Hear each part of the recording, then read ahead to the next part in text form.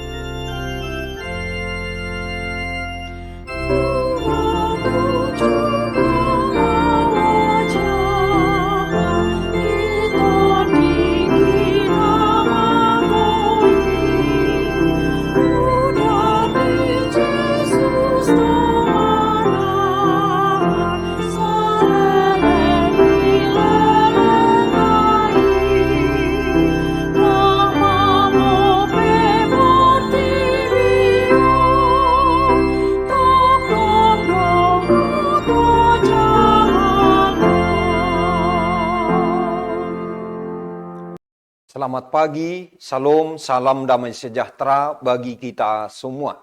Bapak, Ibu, dan saudara-saudara, kita bersyukur Tuhan menghantar kita memasuki hari yang baru, Senin 18 Agustus 2025. Sebelum kita memulai aktivitas kita di hari ini, marilah kita mendengarkan firman Tuhan. Dan untuk itu, marilah kita berdoa. Terima kasih Tuhan atas penyertaan-Mu bagi kami hingga hari ini. Berkatilah kami dalam aktivitas sepanjang hari ini. Berkati firman-Mu bagi kami semua. Berkati kami yang mendengarkan firman-Mu, dan biarlah kami boleh melakukannya dalam kehidupan kami masing-masing. Di dalam nama Tuhan Yesus Kristus, kami berdoa dan mengucap syukur. Amin. Ayat harian kita hari ini, Senin 18 Agustus 2025, diambil dari Efesus 3 ayat 17. Sehingga oleh imanmu, Kristus diam di dalam hatimu, dan kamu berakar serta berdasar di dalam kasih. Demikian firman Tuhan. Bapak, Ibu, dan saudara-saudara, saya memilih judul renungan hari ini, Hidup Kuat Karena Kasih Kristus. Hidup kuat karena kasih Kristus. Untuk lebih memahami pesan yang terkandung pada ayat ini, marilah kita memperhatikan hal berikut. 1. Kristus sebagai penghuni hati. Kalau kita baca ungkapan diam di dalam hatimu, ini menggambarkan sebuah hubungan batiniah yang intim, seperti seorang yang menjadi tetangga sejati yang tinggal di rumah hati kita. Artinya bahwa Kristus tidak sekedar hadir secara teoritis atau agak jauh, tetapi ia diam, ia tinggal, ia menetap dan menguasai pusat hidup kita, yaitu perasaan, pemikiran, dan keputusan. 2. Melalui iman. Kehadiran dalam hal ini, yaitu kehadiran dalam hati, tidak terjadi secara otomatis, melainkan melalui iman. Mengapa? Karena iman itu adalah pintu yang kita buka agar Kristus bisa tinggal. Memang bukan soal usaha kita sebagai manusia, melainkan keyakinan pasrah kita kepada kuasa dan kasih Tuhan. 3. Tempat tinggal rohani. Seseorang pernah menyamakan hati manusia dengan kuil yang semula dianggap menjadi tempat Allah atau ilah yang disembah. Tetapi kini kuil itu menjadi tercemar. Kristus datang sebagai pembersih, sebagai pemulih, sehingga rumah hati kita layak menjadi tempat tinggalnya. Layak menjadi tempat tinggal Allah di dalamnya. Bapak, Ibu, dan saudara-saudara, mari kita menegaskan kembali 3 hal di atas. Kristus diam di dalam hati. Maksudnya adalah kita memiliki hubungan personal, hubungan pribadi yang sangat dekat atau intim, di mana Kristus sendiri menjadi penguasa total atas hidup rohani kita masing-masing. Melalui iman. Maksudnya bahwa iman adalah kondisi yang memungkinkan kehadiran, yaitu kehadiran Kristus dalam hati kita orang percaya.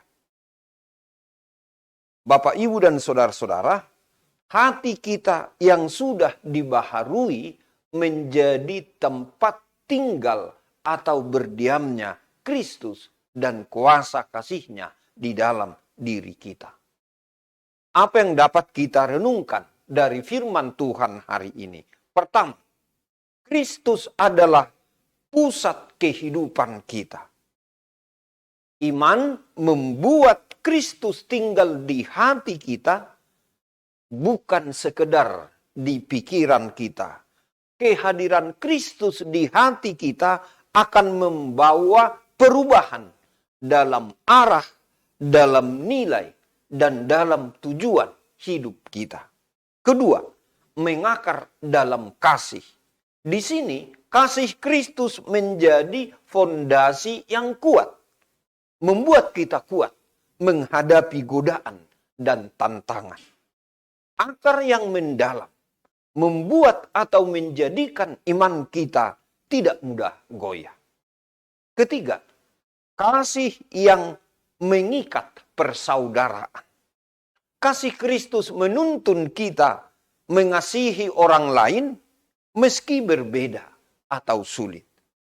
Setiap orang di antara kita, remaja, pemuda, dewasa, bahkan lanjut usia, dipanggil untuk membangun hubungan yang sehat dan saling mendukung.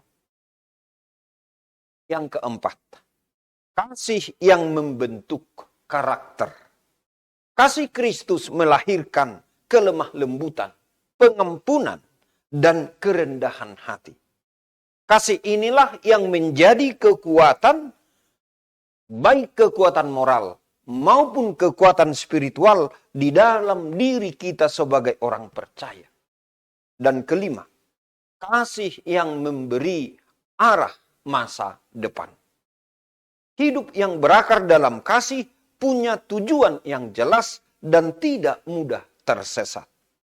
Bagi kita orang percaya, kasih Tuhan menjadi kompas dalam setiap keputusan hidup kita.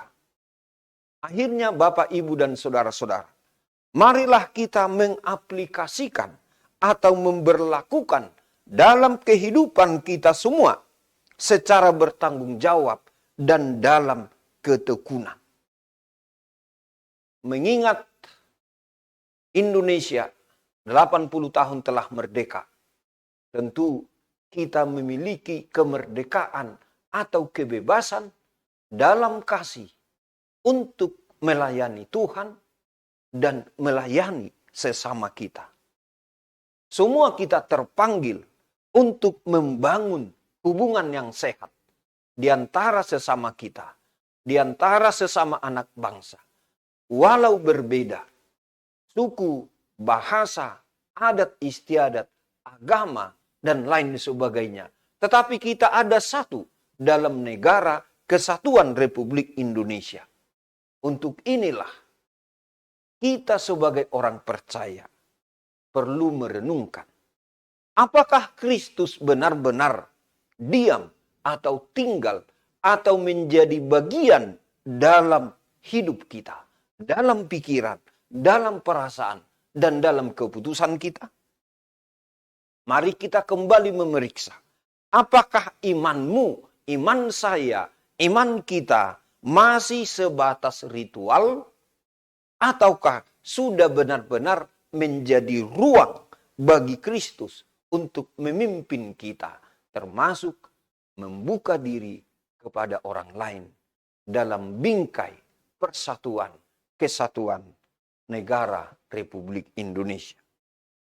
Dan yang terakhir, Bapak, Ibu, dan saudara-saudara, mari kita memperbaharui kasih, memperbaharui keputusan, memperbaharui hubungan dengan siapapun, dengan siapa saja. Jika memang Kristus telah diam, telah tinggal, telah ada dan berkuasa di dalam hati, pikiran, dan jiwa kita masing-masing. Amin. Selamat beraktivitas di hari ini. Tuhan Yesus memberkati. Kita berdoa. Terima kasih Tuhan atas firman-Mu yang boleh kami renungkan pada pagi hari ini.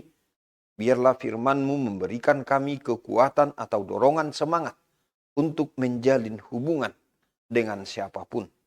Di tengah keluarga, di tengah lingkungan kami, di tengah gereja, dan juga di tengah bangsa dan negara kami ini. Sehingga kami, selaku ciptaan-Mu, kami boleh melakukan kasih kepada sesama, dan juga kasih atau ketaatan bagi Tuhan. Berkatilah firman-Mu bagi kami Tuhan. Berkati kami yang mendengarkan firman-Mu. Kami bawa dalam doa ini saudara-saudara kami, keluarga kami yang dalam keadaan berduka, terutama karena dipisahkan oleh kematian. Biarlah mereka memperoleh kekuatan dan penghiburan dari Tuhan. Yang dalam keadaan sakit Tuhan, biarlah Engkau memulihkan dan menyembuhkan. Tuhan, kami bawa dalam doa ini saudara-saudara kami yang mungkin pada hari ini atau dalam minggu ini akan menjalani tindakan dari dokter. Kiranya itu membawa pemulihan dan kesembuhan bagi mereka semua. Tuhan, hari ini kami berserah diri ke dalam tangan. Biarlah Engkau yang memimpin langkah kami sepanjang hari ini, sehingga kami dimampukan untuk melakukan tugas dan pekerjaan kami, dan membawa kemuliaan bagi nama-Mu. Terima kasih Tuhan.